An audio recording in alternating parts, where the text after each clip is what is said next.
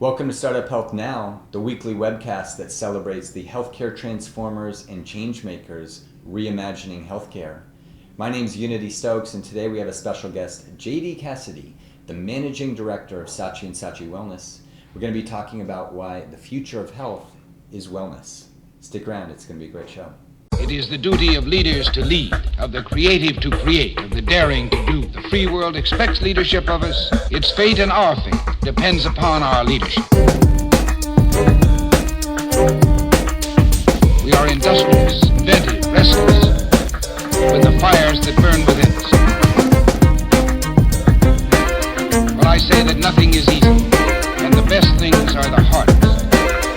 And all our troubles, all our immense difficulties, now and in the future, can I say, be solved if we have the will, the courage. The future is to those who take it. Well, welcome, JD. It's great to have you here at Startup Health Now. Thank you. So just for the audience, maybe share the mission of Saatchi Saatchi Wellness and tell us about your organization. Sure. So Saatchi Wellness is part of Publicis Group, and specifically part of Publicis Healthcare Communications Group. And PHCG is the world's largest healthcare communications network. Saatchi Wellness is one of the lead agencies there, and I think we're proud of the role that we play within PHCG, as well as the role that we play within healthcare marketing and wellness communications. You know, we're the only agency that actually has the word wellness in our name. Right.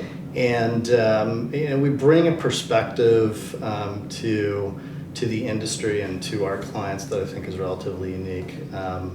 We really put an emphasis not just on advertising and communications, but really understanding kind of the role that emotion plays in wellness and the decisions that people are making. And by infusing that appreciation for emotion into everything we do, it's led us to a positioning and a mission that we want to be the foremost creators of ideas that move people to live healthier lives. Mm-hmm. And so that becomes kind of the litmus test of everything that we do.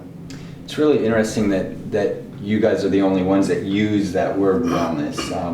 I'm working on a piece now called "The Future of Health is Wellness." What are you seeing? Maybe tell us a little bit about the landscape of wellness and where things are today from your perspective. Well, it started with healthcare, and healthcare really implied, I think, a lot of pharmaceutical, RX, OTC, and I think that as we embrace the word wellness and even the notion of well-being, that circle of players who are participating in the wellness conversation, the wellness dialogue, just continues to expand. And technology is fueling that expansion. But if you look at Pepsi has a chief wellness officer, and so there are that many more players who are embracing and contributing to the wellness conversation. So I think we see kind of the rapid advancement of different stakeholders. It was very easy a number of years ago to look at who was informing somebody's health and wellness decisions. It was basically their physician. Mm. And now, there's just a multitude of stakeholders. So what types, so it started with healthcare companies. What other types of companies? Pepsi's a great example, and I'm sure there's others in sort of the food industry, consumer packaged goods. What other types of companies are you seeing today focus on wellness? Well, certainly you see a lot of apparel manufacturers that are focused on wellness. Obviously, with the advent of wearable technology, you see that many more players there coming into the marketplace. Functional foods, Whole Foods, Mrs. Green's, who is a client of ours, that are really participating in that. So, it's coming from all angles. But you can even see airlines talking about wellness and, how do you exercise on a transatlantic plane? How do you avoid sleep deprivation and everything? And all of that contributes to the greater wellness thought, thinking, and conversation.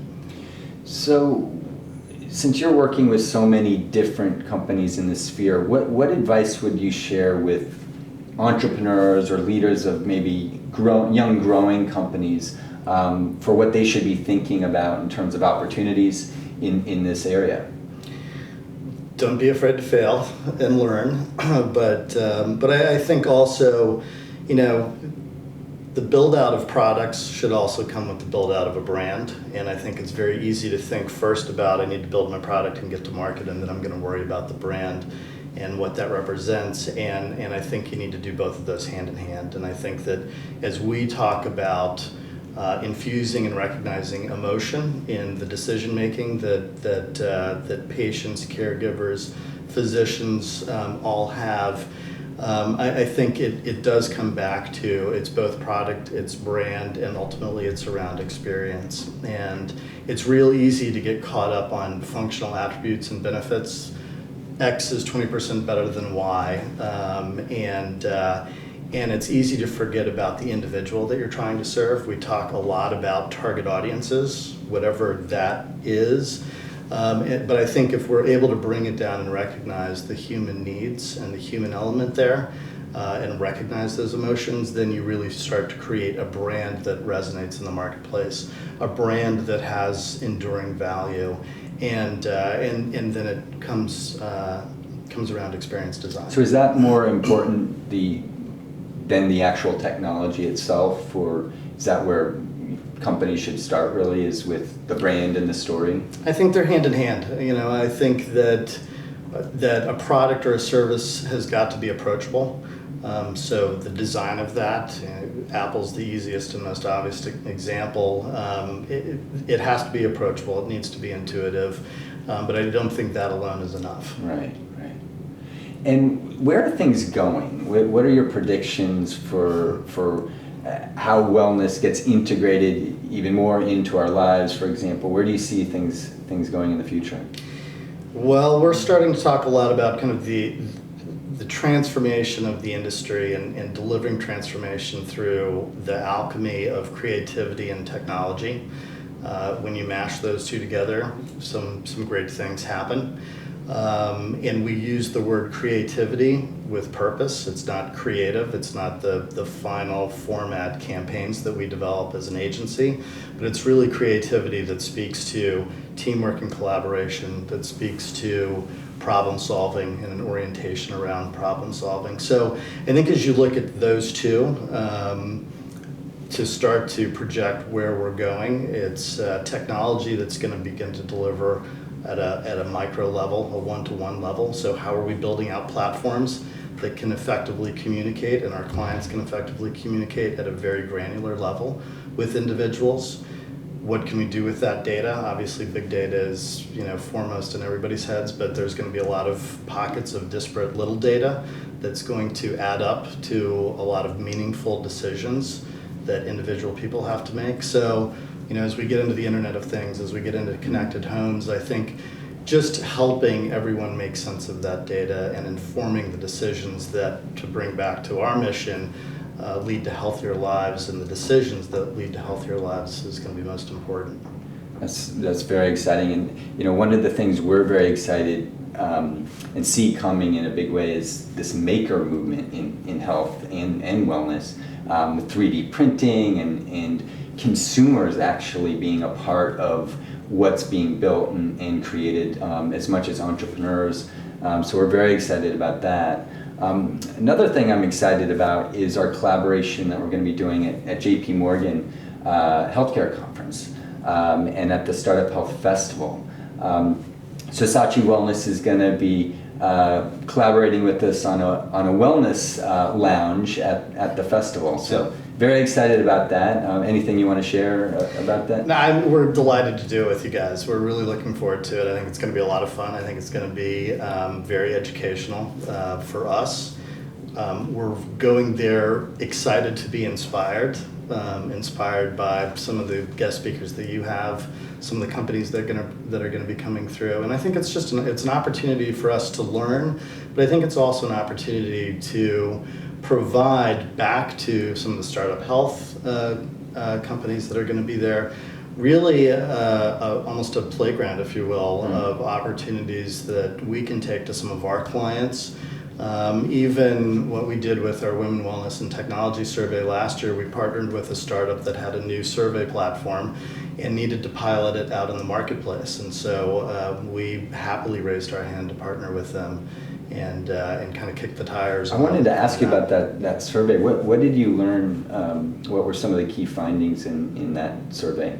I think some of them were surprising and some of them weren't surprising. I think it was very interesting that as we surveyed women around the states and asked them about technology and how they've embraced technology and how technology is informing the decisions that they're making around their own personal wellness and that of others, it was a little surprising. Technology is represented almost exclusively as their cell phone and nothing else. And so really not extending that into wearables, into clothing and into the home. It was really what they have in their hand or in their pocket.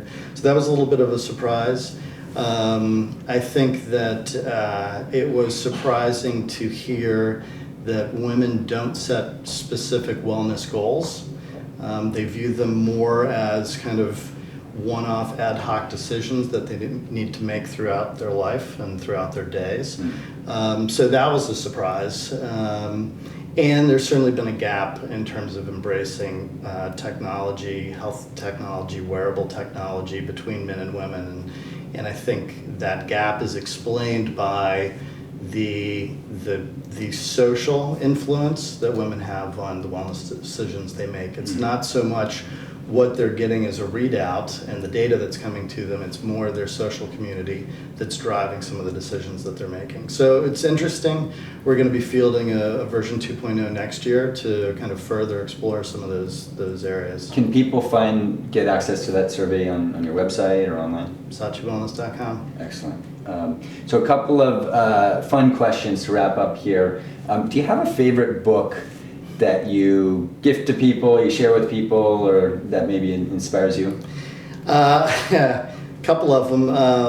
I actually love 1984. Talk about disruption in a very different, novel way. So that's been fantastic. I've been gifting that. I also typically gift the Godfather trilogy. Ooh, just because I think it shows and demonstrates craftsmanship and brilliant storytelling, both of which we really put a premium on. How about a favorite technology or app or something that you personally find yourself using all the time? I live by my Fitbit and love the community that it's organized. For me, I'm in touch with people in the EU and Asia, comparing and contrasting how we're doing, and it's great competition. That's great. And how do you stay healthy? I walk everywhere. I refuse to take elevators, although for the 29th floor here I did. But typically I walk absolutely everywhere I go. I don't take taxis and I don't take elevators. Fantastic. Well, thank you so much for the work that you do and for our collaborations. It was great to speak with you today. Thanks for having us. Wonderful. Thank you so much. We'll see you next week.